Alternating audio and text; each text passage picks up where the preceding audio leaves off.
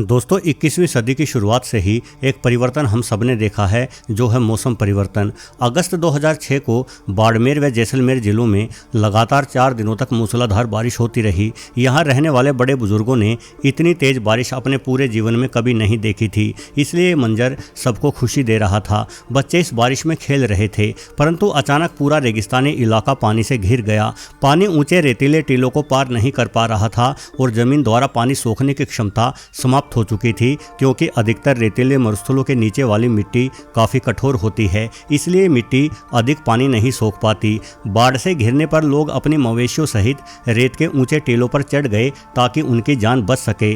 जब लोगों ने अधिकारियों तक ये खबर पहुंचाई कि हम बाढ़ से घिर गए हैं और हमारी जान बचाई जाए, तो ये खबर सुनकर अधिकारी भी चौंक गए। भला रेगिस्तान में बाढ़ कैसे आ सकती है, लेकिन यह अविश्वसनीय कारनामा तो हो चुका था। चलिए, कभी कभार अनहोनी घटनाएं भी घटित होती रहती हैं, परंतु इसी वर्ष अप्रैल में दुनिया के सबसे आधुनिकतम शहरों में से एक शहर दुबई भी बाढ़ की चपेट में आ गया। एक ही बारिश ने इस आधुनिक शहर की सारी अकड़ चूर चूर कर दी। दुबई का इंफ्रास्ट्रक्चर अद्भुत है, तो फिर भला एक बारिश ने ही इस शहर को कैसे डुबो दिया। वस्तुतः यहाँ निर्माण कार्य करते समय जल भराव से निपटने की बेहतर व्यवस्थाएं नहीं की गई। किसी ने यह सोचा ही नहीं था कि जब दुबई में एक पूरे वर्ष में औसतन 94 मिलीमीटर ही बारिश होती है, तो फिर भला मात्र 24 घंटों के भीतर ही 142 मिलीमीटर पानी कैसे गिर सकता है। यदि दुबई की घटना को छोड़ भी दे, तो अभी हाल ही में यानी मई महीने के अंत में अफगानिस्तान के उन हिस्सों में भी भारी बारिश के कारण बाढ़ आ गई, जिन हिस्सों में लोगों ने अपने पूरे जीवन में पानी की बूंदें गिरते तक नहीं देखी थी। अफगानिस्तान की बाढ़ में फंसकर अब तक 50 से अधिक इंसानों की मौत हो चुकी है और सैकड़ों इंसान अपना घर छोड़ने को मजबूर हुए हैं। रेगिस्तान में आती इन बाढ़ों से आभास होता है कि जलवायु परिवर्तन के दौर से गुजर रही है, लेकिन ये परिवर्तन कितने तीव्र हैं उसका अंदाजा हमें रेगिस्तानों से नहीं बल्कि पहाड़ी क्षेत्र से लगता है। पिछले दिनों इसरो ने कुछ सैटेलाइट तस्वीरें प्रदर्शित की थी, जो बेहद चिंताजनक है। इन तस्वीरों से ज्ञात होता है कि हिमालय की गोद में स्थित झीलें लगातार फैल रही हैं। जरा इस तस्वीर को देखिए। ये तस्वीर वर्ष 1989 की है। इस वर्ष तस्वीर में दिखाई दे रही ये झील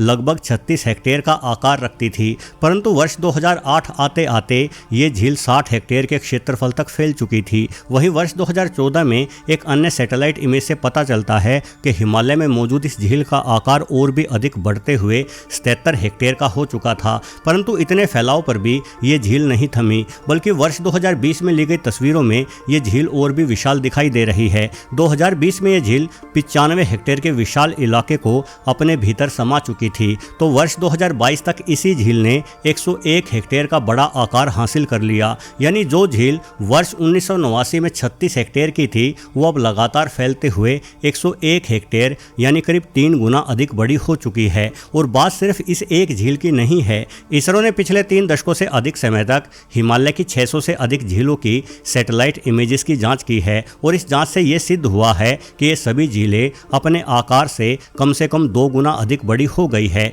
इन झीलों के बड़े होने की वजह बढ़ते तापमान के कारण पिघलती हुई बर्फ है, और ये संकट हमारे अनुमान से कहीं अधिक भयंकर है। दरअसल झीलों के चारों ओर जमी हुई बर्फ किसी बांध के समान ही कार्य करती है। ये बर्फ इन विशाल झीलों के पानी को रोके हुए है, परंतु अब ये बर्फ रूपी दीवारें पिघलते हुए कमजोर पड़ रही है और आने वाले समय में और भी कमजोर पड़ेगी। वहीं झीलों के बढ़ते पानी का दबाव लगातार अधिक होते हुए इन दीवारों को तोड़ डालेगा, जिससे पानी असीम गति लिए हुए पर्वतों से नीचे उतरेगा। इस पानी की गति इतनी तेज होगी कि कोई भी मानव निर्मित ढांचा 1 सेकंड के लिए भी इसके सामने टिक नहीं पाएगा। ये बहता पानी पहाड़ी क्षेत्र से लेकर मैदानी क्षेत्रों तक में तबाही मचाएगा, और ये केवल डराने वाली कल्पनाएं नहीं है, बल्कि इस तरह की घटनाएं पिछले कुछ वर्षों में कई बार हो चुकी है। हिमालय के कई ग्लेशियर फट चुके हैं। 2013 में केदारनाथ की झील फटने से भारी तबाही हुई थी, तो वर्ष 2021 में नंदा देवी ग्लेशियर फटने से उठे विशाल जल प्रकोप को आज तक भुलाया नहीं जा सका है।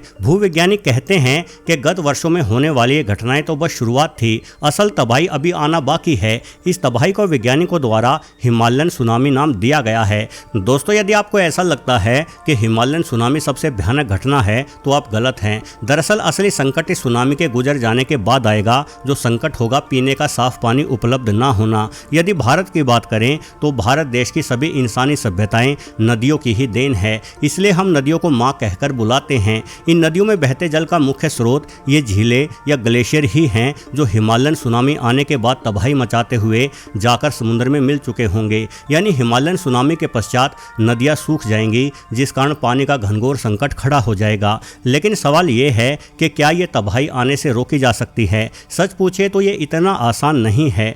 हम यदि अपने सभी कारखाने, सभी गाड़ियाँ आदि का इस्तेमाल करना छोड़ भी दें तो भी वैश्विक तापमान में हो रही ये बढ़ोतरी थम जाएगी, इसकी कोई गारंटी नहीं है। असल में सबूत ये बताते हैं कि जब इंसान जंगलों में रहते थे तब भी पृथ्वी का तापमान प्रतिवर्ष बढ़ रहा था। वैज्ञानिक रूप से यह सिद्ध हो चुका है कि पृथ्वी समय समय पर गर्म एवं ठंडी होती रही है। यहाँ कभी शीत युग शुरू हो जाते हैं तो कभी गर्मी बेहद अधिक बढ़ जाती है।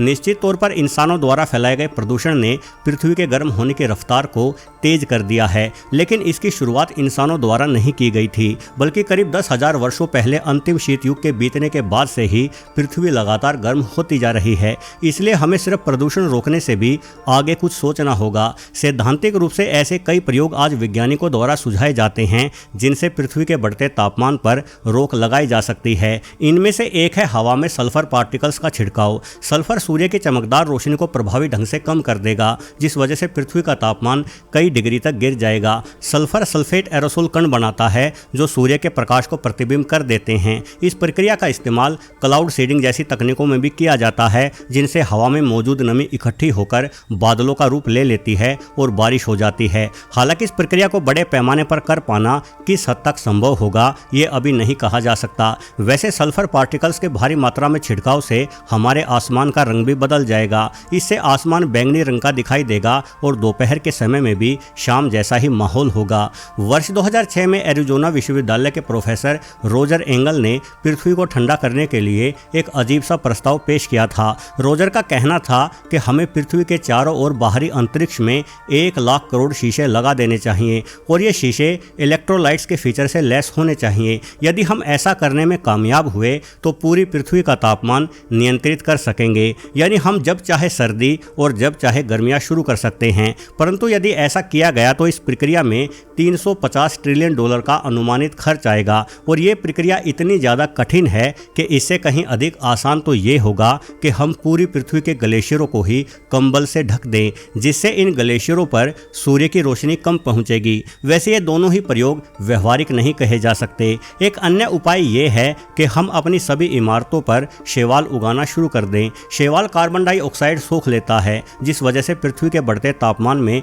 रुकावट आएगी। वहीं शैवाल की इस खेती के कारण हमारे घर भी काफ़ी ठंडे रहेंगे। इस तरह के प्रयोग दुनिया के कई स्थानों पर शुरू भी हो चुके हैं। यूरोप में कई जगहों पर ऐसे भवन निर्माण किए गए हैं जिनकी बाहरी दीवारों पर समुद्री शैवाल को उगाया जा रहा है। माना जाता है कि मात्र 1 मीटर क्षेत्र में उगा समुद्री शैवाल इतनी अधिक कार्बन डाइऑक्साइड सोख सकता है जितनी कार्बन डाइऑक्साइड 100 बड़े पेड़ मिलकर भी सोख नहीं पाते। वर्ष 2008 में अमीर उद्योगपति बिल गेट्स ने नासा के साथ मिलकर एक इस तरह की मशीन बनाने का दावा किया था, जो मशीन समुद्री जल को सूक्ष्म कणों में बदलते हुए बादलों पर छिड़क सकती थी। बिल गेट्स के अनुसार इस तकनीक से न सिर्फ गर्म मौसम में बारिश अधिक होगी, बल्कि इससे बादलों की सफ़ेदी में भी वृद्धि होगी। सफ़ेद रंग के बादल हमारे आकाश में छाए रहेंगे, जिससे सूर्य की रोशनी हम तक कम पहुंचेगी और पृथ्वी को ठंडा करने में मदद मिलेगी। हालांकि कुछ वैज्ञानिकों का ये अनुमान है कि मौसम के साथ इस तरह के प्रयोग करना बेहद अधिक घातक हो सकता है। कृत्रिम रूप से बादल बनाने के कारण